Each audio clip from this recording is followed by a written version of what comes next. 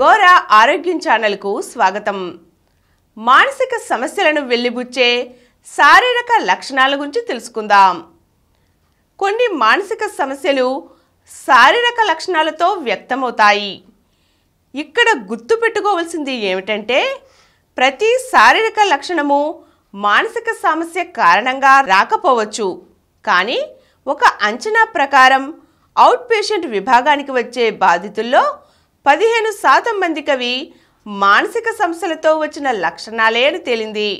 అనేక సార్లు చికిత్స తీసుకున్న తర్వాత కూడా పదే పదే లక్షణాలు కనిపిస్తూ ఉంటే కొన్నిసార్లు అది మానసికమైన కారణాల వల్లనేమోనని అంచనా వేయవచ్చు.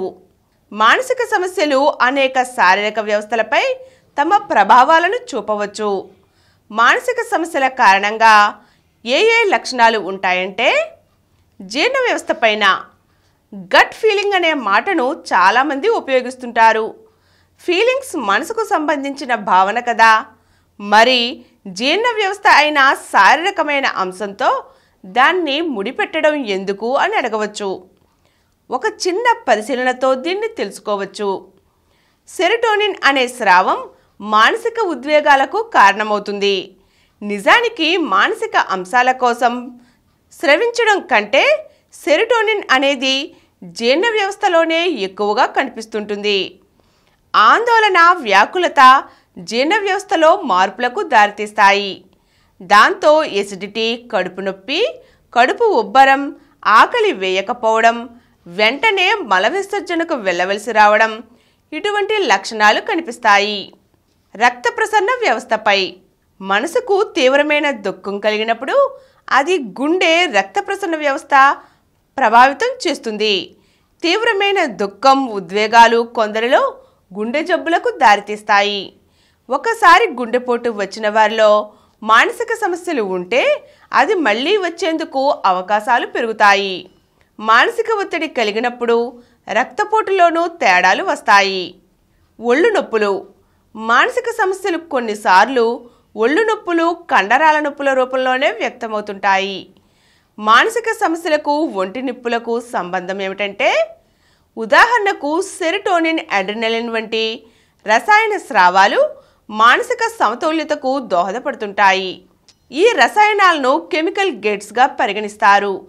గేట్ అనేది అనవసరమైన వాటిని రాకుండా నిరోధించడం కోసం అన్నది తెలిసినదే. అలాగే ఈ రసాయన గేట్స్ అనవసరమైన అనేక సెన్సేషన్స్ను నివారించి అవసరమైన వాటినే మెదడుకు చేరవేసేలా చూస్తాయి.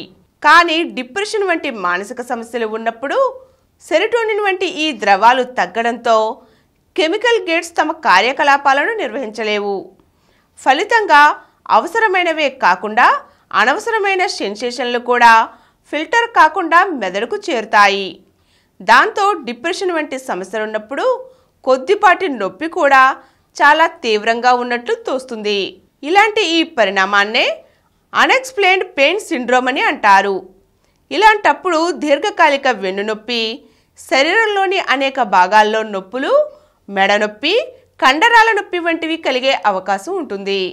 మన సమాజంలో మానసిక సమస్యలను బయటకు చెప్పుకోలేని సమస్యగా పరిగణిస్తారు. మానసిక సమస్య అని చెప్పుకోవడం కష్టం కాబట్టి మనసు వాటిని శారీరక లక్షణాలుగా మార్చి వ్యక్తం చేస్తుంటుంది.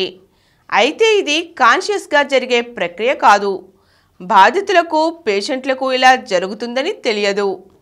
అధిక ఒత్తిడి వంటి కొన్ని మానసిక సమస్యలు ఉన్నప్పుడు రోగనిరోధక వ్యవస్థ పనితీరు కూడా తగ్గి శారీరక లక్షణాలుగా వ్యక్తమవుతుంది.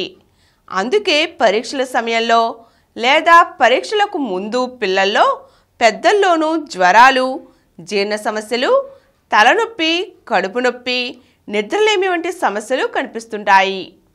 ఇక్కడ ఒక్క విషయం గమనించాలి.